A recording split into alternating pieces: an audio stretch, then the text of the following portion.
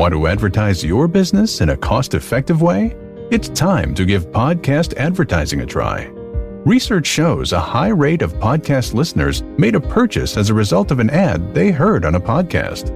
Visit podbean.com/brands to launch a cost-effective podcast advertising campaign in minutes. That's podbean.com/brands. Lady Justice is a true crime podcast, therefore deals with incidents of violence, disturbing imagery and explicit content. Listener discretion is advised. The Lady Justice podcast wishes to offer their deepest condolences to the victims' families and wishes to offer thanks to those that work in emergency services.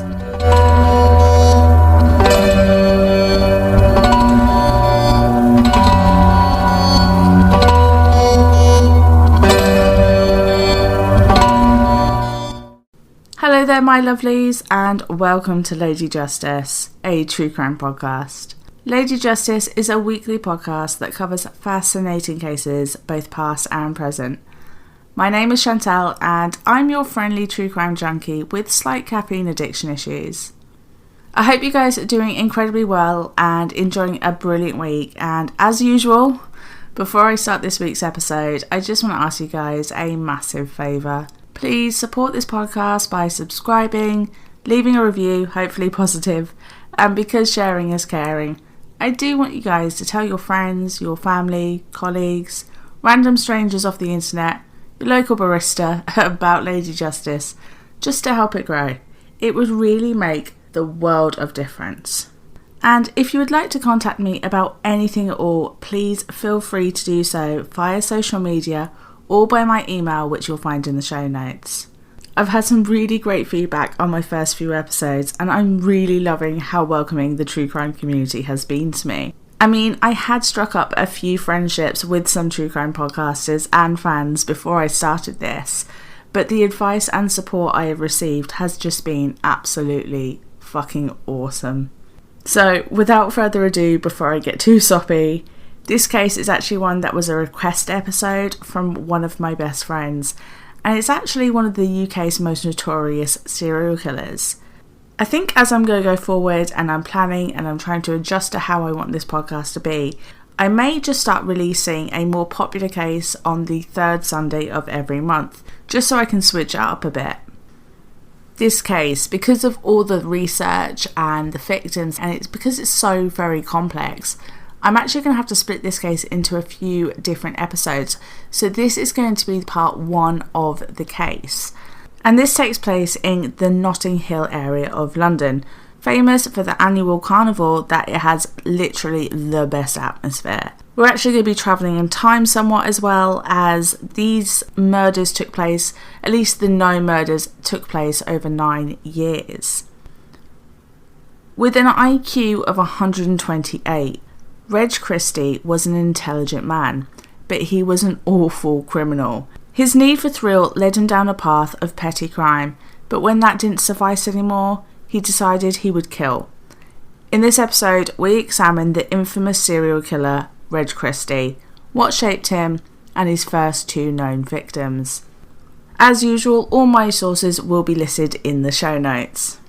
So let's begin by taking a deep dive into the life of John Reginald Halliday Christie, also known as Reg. I'll be referring to him as Reg or Christie in this. The Christie family was originally from Scotland, but in 1877, Ernest John Christie, Reg's father, moved to the Halifax area. He worked as a carpet designer and was well known in the area. He met and fell in love with the daughter of a local businessman, Mary Hannah Halliday. She enjoyed the theatre and was an amateur actress. Ernest and Mary went on to get married, and they ended up having 7 children: Percy, Florence, Effie, Elsie, Winifred, John Reginald and Phyllis. The family moved around a lot in the Halifax area and the surrounding villages, and when Reg, as he was known by family and friends, was born on the 8th of April 1899, they were living in a rather lovely home just off the unmade road of Turner Lane, called Black Boy House, just on the outskirts of Halifax. Reg's father was an accomplished man with dealings in local business and volunteering in many fields, but he became best known for his work as the first superintendent with St. John's Ambulance in the Halifax area. At home, he expected the best from his children and was a stern father. The family attended the All Souls Church, and every member of the family were expected to live by a strict set of rules. In their father's presence, the Christie children would only speak when spoken to, and on the Sunday afternoon, Ernest Christie would expect to be left in peace to read the newspaper in the front room, with no disturbance from any of the children. Christie admired yet feared his father, and later said in interviews after his arrest, "He was a brilliant man at work and at first aid, but I always lived in fear of him." An example of the firm father and son dynamic came when Christie was just a schoolboy. Accused of stealing some tomatoes, his father beat him.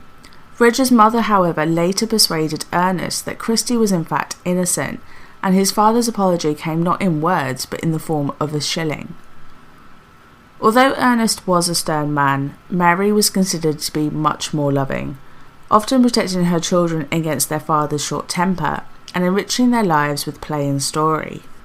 Reg was the youngest boy living in the family household, and his mother doted on him and often called him her favourite. Christie described his mum during his later years as a wonderful woman who lived for the happiness of others. Reg was a nervous child and, from a very young age, used to hide under his sheets whilst in bed. This was actually something that would continue throughout his life, and even as an adult, he would frequently hide under his bedsheets. He attended Boothtown Junior School and he enjoyed it, but was mainly an average student. He was noted to be polite and mild-mannered. He enjoyed going to the Boy Scouts and achieved the highest honour, a King Scout. And as the family were regular attendees of the church, Reg was also part of the choir. A neighbour of the family when Christie was growing up, Mr. Brooks, said of him when his crimes were eventually uncovered, "He was an ordinary, quiet boy. There was nothing extraordinary about him at all." In fact, this statement seems utterly correct. After he finished his years at the junior school, he went on to study on a scholarship at Halifax Secondary School at Clare Hill. He excelled in maths and was at the top of his class, and it was also noted that he was very good at history and woodwork. He enjoyed to play sport, and he used to play for his school's football team.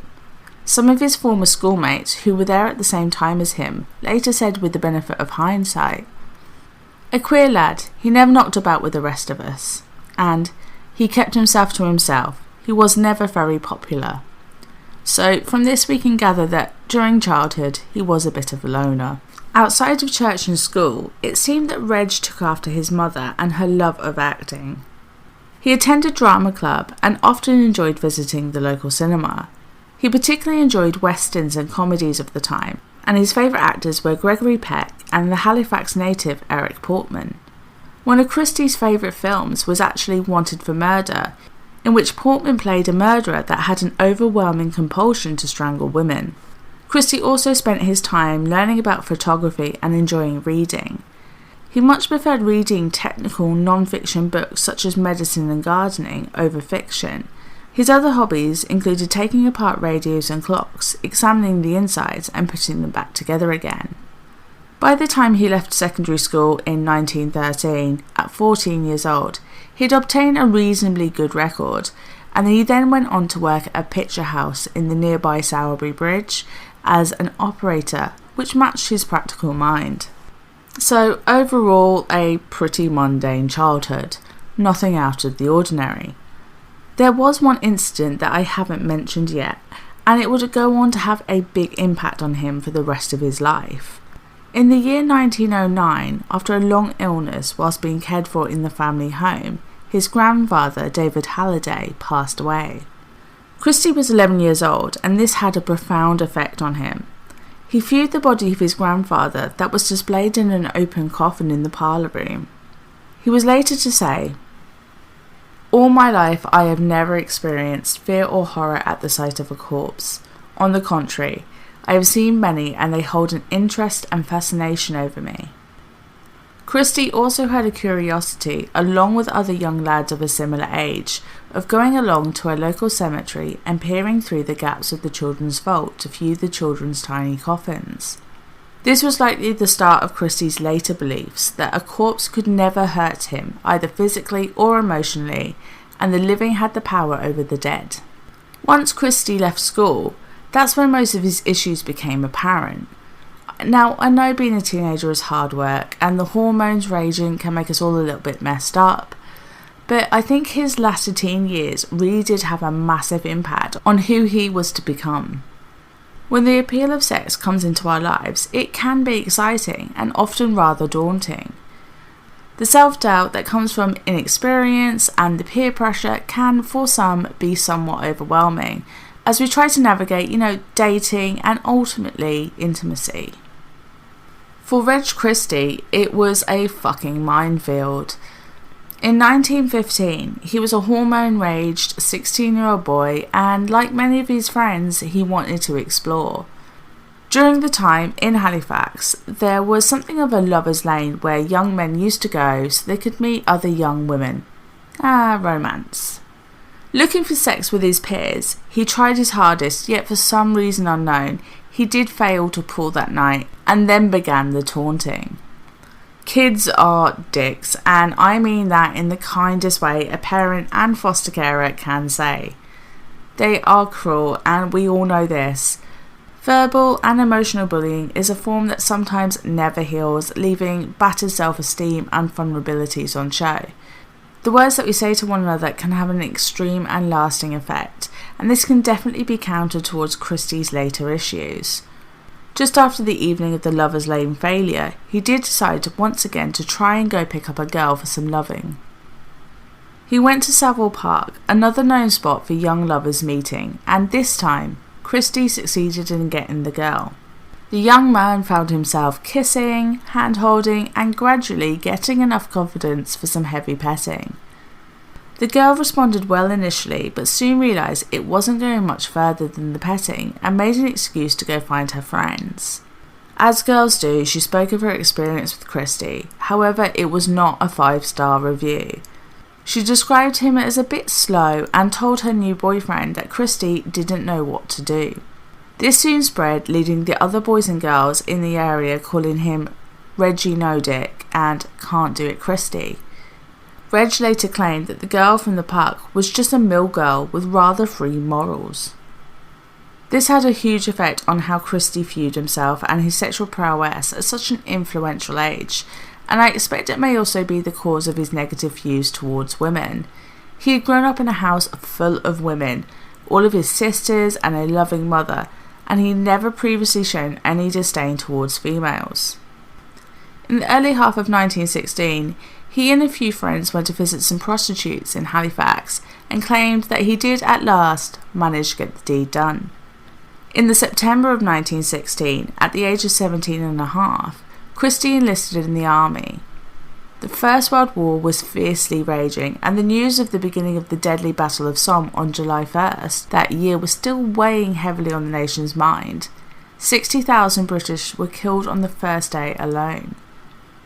He was called to join and serve as an infantryman in the 52nd Nottinghamshire and Derbyshire Regiment on the 12th of April 1917. And in the April of 1918, just months before the end of the war, his regiment was dispatched to France. Whilst he was there, he seconded the Duke of Wellington West Riding Regiment as a signalman.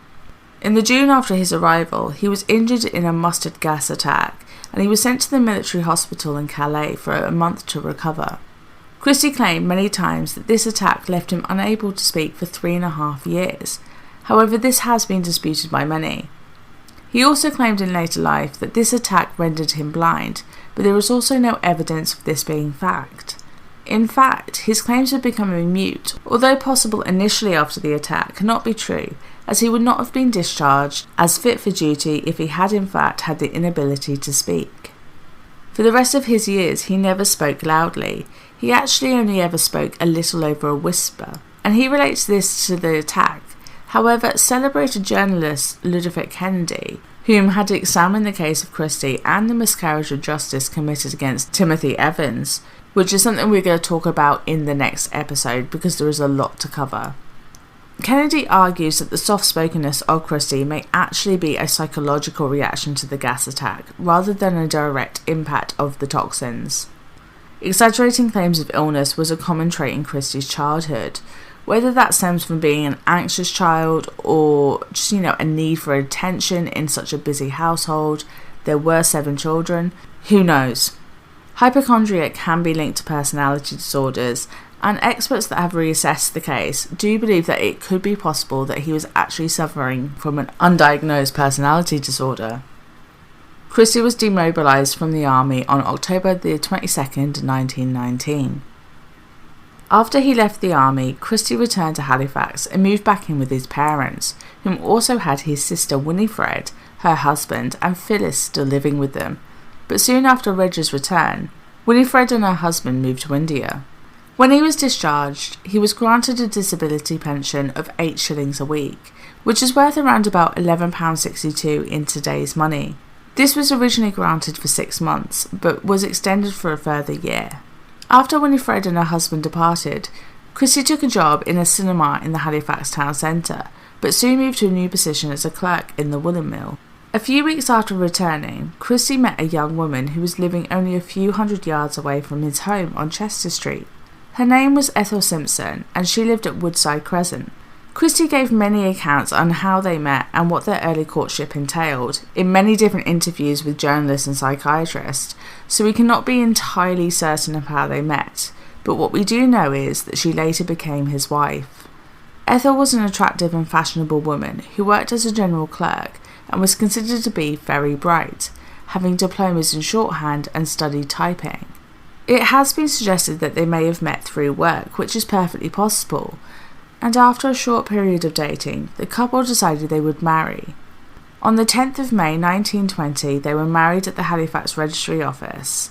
The ceremony was quiet and rushed, and this did lead to rumours that Ethel was in fact with child. Little did the local gossips know that Christie was still having some issues in the bedroom department, and this was adding to his self-doubt and loathing. The couple began their married life moving into a house on the now demolished Brunswick Street.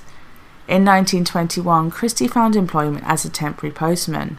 Shortly after he began, however, letters were noticed to be going missing, and the post office launched an investigation. When one of the letters was found opened in a public toilet located in Halifax town centre, it was traced back to Christie and his delivery round. Police were called in, and Christie consented to being searched by officers. They found 4 postal orders on his person, and several money orders, cheques and postal orders at his house, worth over several £100s. Many of these had not been cashed in, and it can be argued that this act was not for financial gain, but more for the thrill of committing a crime. He appeared before the magistrates' court, and his defence case rested mainly on his previous good record, the fact that he came from a respectable family, his former volunteering as a Sunday school teacher, the gas attack from the war, and the associated ill health that apparently included temporary memory loss. The judge sentenced Christie to 3 terms of 3 months imprisonment to be served concurrently, and spent the months of April, May and June of 1921 in HMP Manchester, which is more commonly known as Strangeways. During this time in which Christie was in prison, it is believed that Ethel had a miscarriage, and it is unclear if the possible pregnancy was in fact a result of sexual intercourse with Christie or via an affair, which Christie had later claimed. On his release in June 1921, Christie very briefly returned to his parents' home at 57 Chester Road, but did not stay long as he resumed his marriage with Ethel. They moved to Sheffield to gain a fresh start, as Ethel had relatives in the area. Neighbours from their time in Sheffield believed that Ethel was only with Christie through fear, and there was something a little bit off about him. Christie and Ethel somewhat drop off the radar until 1923, when Reg's next misdemeanour appears. Claiming that he had business in his hometown as an electrical engineer, he booked a room at a guest house located at 26 St John's Place, Halifax, for him and his wife for the dates between the 7th through to the 13th of January. He arrived alone, however, and actually only stayed for 3 days. The guest house fed him breakfast and supper for 2 days, but when they demanded payment of 2 shillings, he could not produce the money. He was also unable to pay them for the room. In the magistrate's court, which was only about 50 yards down the road from the guest house, Christie gave his defence. He claimed that it was never his intention to defraud the guest house, and because he was asked for payment before he owed anything because he had not yet actually completed his stay, he did not have the money readily available. His loving mother came to his aid, so the guest house was fully reimbursed. The judge then told him to pull himself together and get himself back on the straight and narrow before sentencing Christie to a year on probation. His well-respected family's reputation was becoming tarnished by his black sheep actions, and he left for Manchester. At this point, it is safe to assume that Reg and Ethel were on some sort of separation, and that is why he arrived at the guest house alone. Whilst in Manchester, he worked as a painter and decorator, but not finding the riches he needed to build a new life, he returned to Halifax to break into his parents' home and steal some jewellery. Using the money he made from pawning these items, he then fled to London. Later that year, giving a false birth date, he then joined the Royal Air Force on the 13th of December 1923, but he was later discharged on the 24th of August 1924 due to unknown reasons. At this point, there is very little information about what Christie was up to. He lived a rather nomadic lifestyle, estranged from his wife Ethel. He was involved in many petty crimes following his RAF discharge, and went on to ransack and steal cash and cigars from his former employer's office at a cinema based in South or West London. Other crimes involved stealing a 12-year-old's bike from outside a school, and then trying to sell it on. When he was questioned about why he was selling the bike, he claimed that he was selling it for a friend who'd fallen on bad times. He was arrested and gave the same evidence in court and was sentenced to 2 consecutive sentences of 3 and 6 months imprisonment. Working odd jobs and employing prostitutes took up much of his time in the early years of living in London, and by 1928 he had finally started a relationship. He met a working girl named Maud Cole, and he moved in with her and her school-aged son rather quickly. Everything seemed fine until Maud pressed that Christie should get a regular job so he could contribute to the household. This led to a blazing row, and when Maud asked him to leave, he responded by battering her over the head with a cricket bat. Luckily, Maud's neighbour heard the commotion in the flat and helped the vulnerable woman to safety. Christie then locked himself in the flat and escaped out of the back window. Maud gave a statement to the police and a search was on for Christie. He was later arrested and charged with grievous bodily harm, and gave testimony in court that he had been swinging the bat around the room to test it out, and thought that he had actually accidentally hit a chair. It wasn't until he saw Maud on the floor that he had realised what had happened. He claimed that he had fled because he had panicked. The judge described the assault as a murderous attack, and sentenced Christie to 6 months imprisonment with hard labour. We then move up the years until 1933. Christie stole a car, and after driving it around the London streets for some time, he parked up at a service yard and went to sleep. The car belonged to a priest who contacted police as soon as he discovered the car was gone. Whilst on patrol, some officers spotted the vehicle and stopped close by. Knocking on the window to wake the sleeping Christie, they asked him what he was doing. Christie then stated he was waiting on a friend that had gone to look for some accommodations for the night. He was arrested and later sentenced to 3 months imprisonment with hard labour. He must have now, at this point, realised he wasn't a criminal mastermind, and reached out to his wife, who was still living in Sheffield. Just the year previously, Ethel had started a relationship with another man, claiming that her husband, Reg Christie, had died in a mustard attack during the war. The relationship didn't last long and ended due to the fact that Ethel did not want children. When she heard from Christie, she was hesitant, however decided she would in fact join him in London. They soon fell back into a routine, yet Christie was still visiting prostitutes to satisfy his sexual urges, which were growing ever increasingly violent. After a few years of moving in and around the Notting Hill area of London and working temporary low-paying jobs, Christie secured permanent employment at the Commodore Cinema on King Street in Hammersmith, and moved to the now infamous 10 Ringlington Place with Ethel. The property was a large end-of-terrace house that had been divided into 3 flats. The The Christies lived on the ground floor and they had access to the rear garden and wash house. Christie presented himself as a respectable, hard-working gentleman to his neighbours.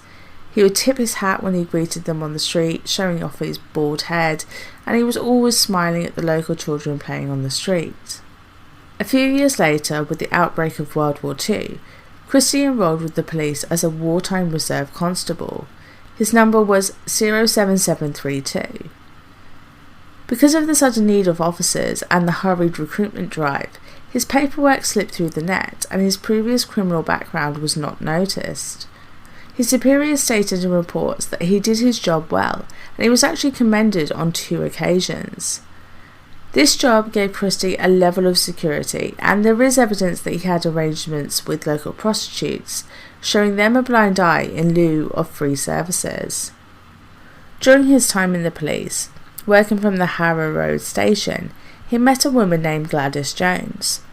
Her husband was away at war as a serving soldier, and they quickly began an affair.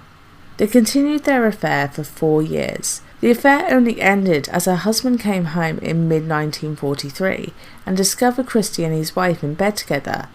He then beat the shit out of Christie. His ego was most likely feeling a little bruised after the discovery of his clandestine relationship, so he decided to look for some paid company. In a snack bar on Ladbroke Grove, he met the 21-year-old Ruth First. She supplemented her income with the occasional stint as a working girl. They struck up a friendship as he often visited the cafe on his beat as a policeman. On the 24th of August 1943, Ethel was away visiting her family in Sheffield, and Christie took the opportunity to take Ruth back to Rillington Place. Christie claimed in interviews after his arrest that the young woman had declared her feelings of love for him, and then they had sex. During intercourse, the sudden urge to strangle Ruth took over, and he reached out to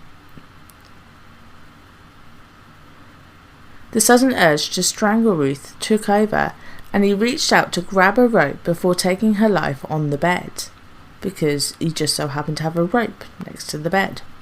He then wrapped her body in a coat and initially stowed her corpse under the living room floorboards. Ethel and her brother arrived at Rillington Place shortly afterwards, and her brother stayed overnight in the same room that Ruth was hidden in. As soon as he left the following morning and Ethel left for work, Christie buried Ruth's body in his back garden and burned her clothes. He later accidentally dug up her skull whilst raking the garden. Soon after the murder, in the December of 1943, Christie was signed as a special constable. The following year, in 1944, he began a new job as a clerk in an Acton radio factory called Ultra Electronics Limited.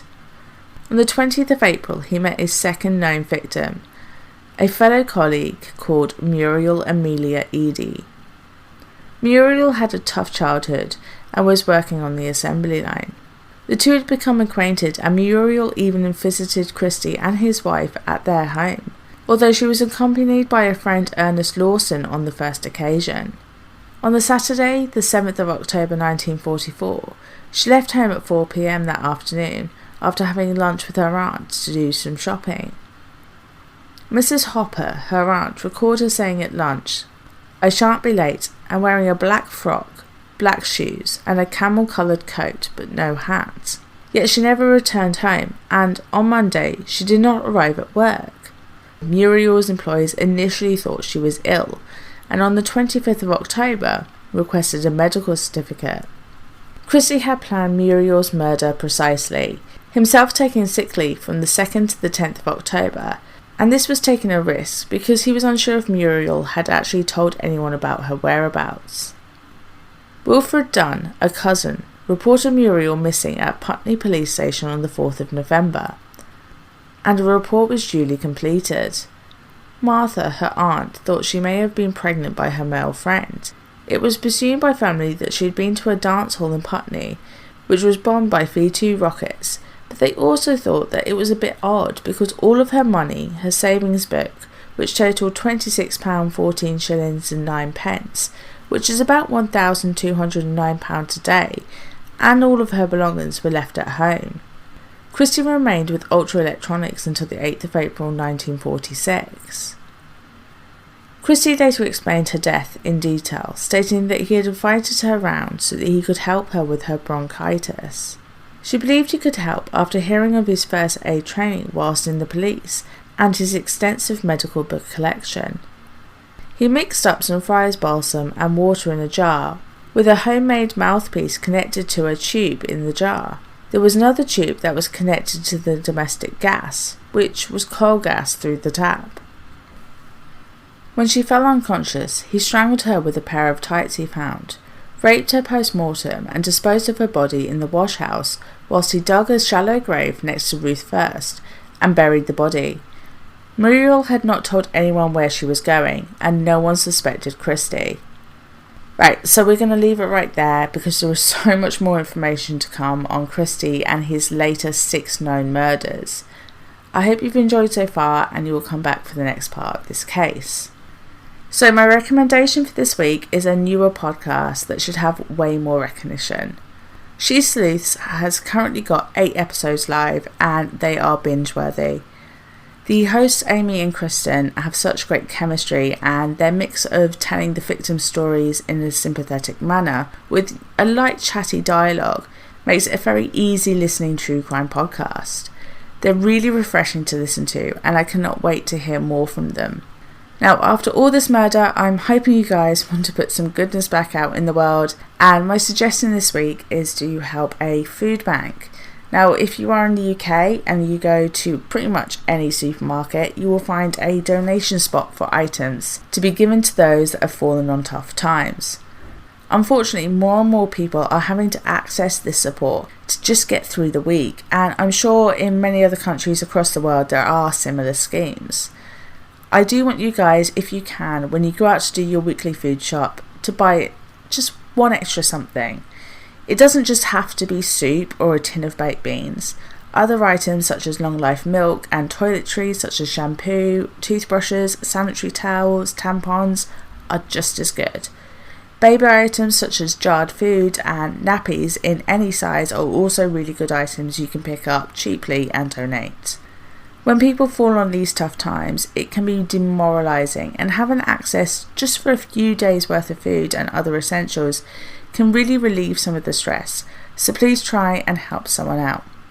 So now, go be good people, go be kind, go be safe, and most importantly, go be happy. Toodle pip and cheerio.